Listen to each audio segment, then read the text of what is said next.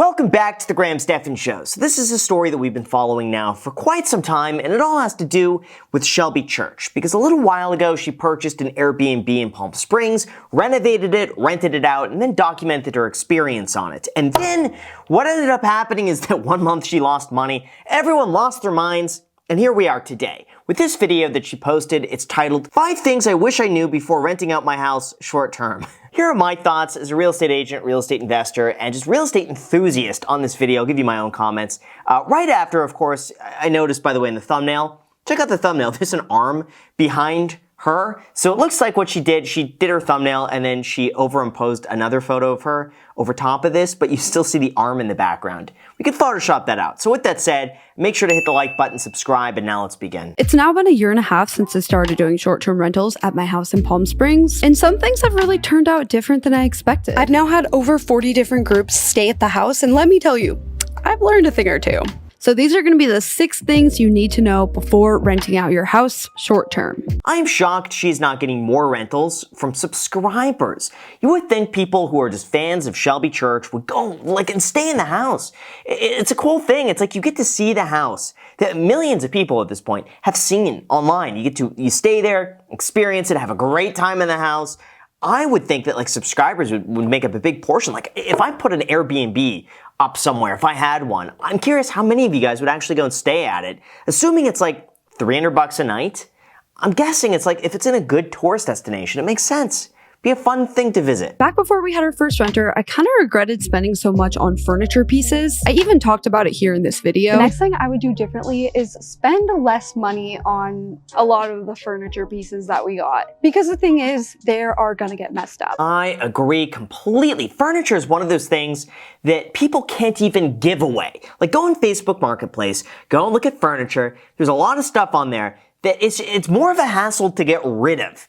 That they just give it away for free. And also furniture has a horrible resale value. So if you go and buy something on Wayfair for let's just say $600, you'd be lucky to get $200 back from that after using it. Like you'd be so fortunate. For the most part, people are very respectful. The furniture has held up great. Nothing really has broken. The only thing that's broken is the tail off of this little dog. That's it. Just imagine that's a real Jeff Koons though. It's like a $20,000 piece. See, most people to see these things are like, oh, that's a funny... No, Jeff Koons. He's the original artist behind it, and they are so expensive. The one thing I gotta say when it comes to furniture is the story that's been circulating online lately. It's a story about a guy who was in debt, and he needed to come up with like $6,000 fast. So what he did is he rented an Airbnb, and then sold all the furniture from the Airbnb. Got the cash and left. And then his justification is that, oh yeah, Airbnb is insurance, so they're gonna pay for it. So it's a victimless crime.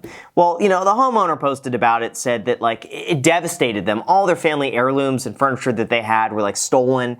And this guy's bragging about it online and trying to teach other people how to do it. It's a crazy story. It's wild though. But yeah, that's why for an Airbnb, it's always better to have, the stuff that if you need to replace it, it's not gonna be the end of the world. I remember specifically this coffee table I was nervous about, but it hasn't broken and people always comment on it. It really goes with the style of the house. And so I don't regret getting it because I think that a few key furniture pieces that are pretty nice are going to set your place apart. She's not wrong. I mean, for me, I just think you could find something at a really affordable price that still looks like a great statement piece. Like this table that she has, that could either be $5,000 or $200. It just depends on where you buy it. Furniture's furniture the way I see it. I actually would encourage you, if it is within your budget, to go for the more expensive piece. It's just like that saying, if you buy cheap, you buy twice. And that can be so true with furniture. I'm glad I invested in some nice pieces that have held up really well, because the truth is, everything is still in really good condition. That's funny. I bought usually the cheaper furniture, and it still held up. Like in my old duplex, about everything from Cost World Market or something like that. The cost to furnish the entire place was $7 grand, $6,000 for the entire place, for everything. And that held up so well. I still have some of the pieces today.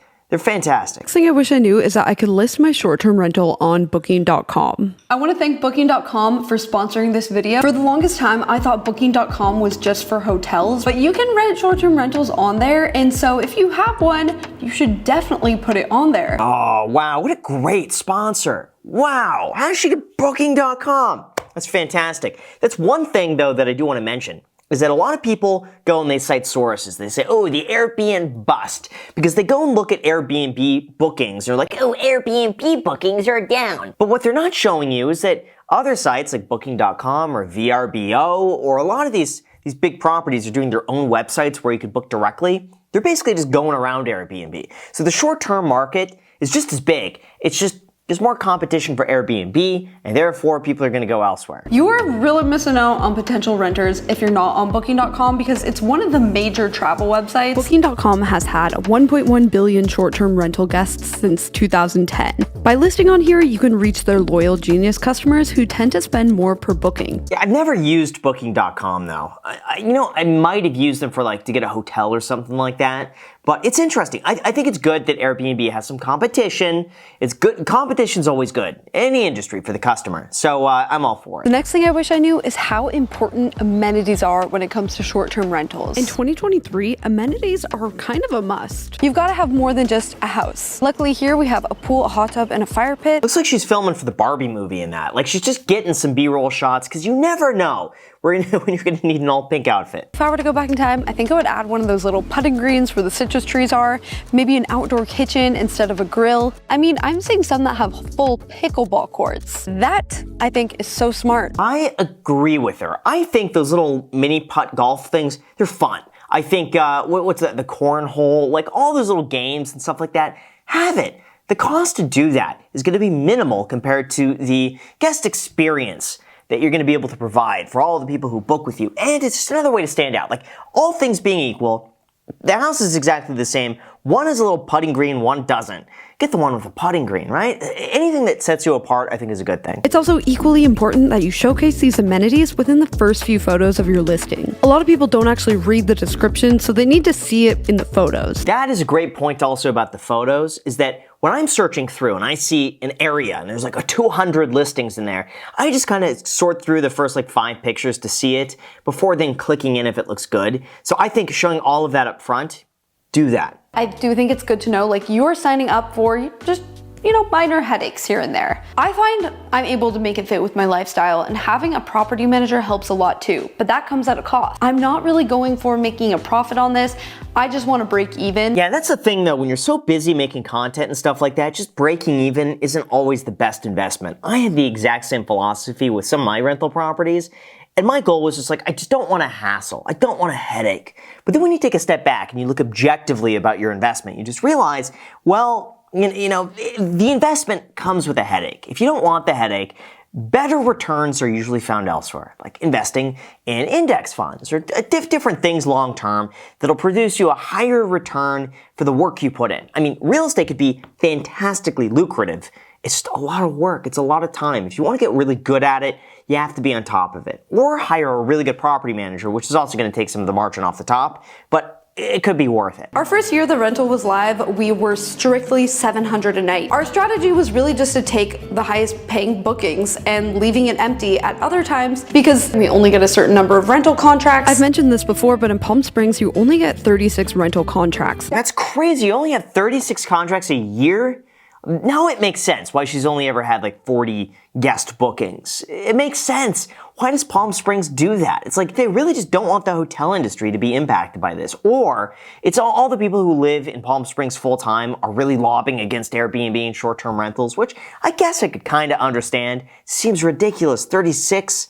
Come on. Overall, I'm still really liking having my house as a short-term rental. The house has been doing a little bit better financially this year compared to last year, and I still have been able to enjoy it quite a bit myself this year when guests aren't renting it. That's really the best thing about having a vacation rental, being able to enjoy the place yourself. You know what? She's also had a lot of luck here with the real estate market just going up since she purchased it. So now could be a really high time in terms of property values if you decide to sell it. I'm just saying it might be worth it to look at other avenues because now it's all fixed up. There's not that much more improvement that you can make to the property. It might be worth it to see what else is out there. Look at the other options. So let me know what you guys think down below in the comment section. And don't forget that you could get some free stocks worth all the way up to a few $1,000s when you sign up with the paid affiliate link down below in the description. It'll take you a few minutes to do, but you may as well do it. Could be worth it. So with that said, thank you so much. Feel free to add me on Snapchat and Instagram. Subscribe, hit the like button, and until next time.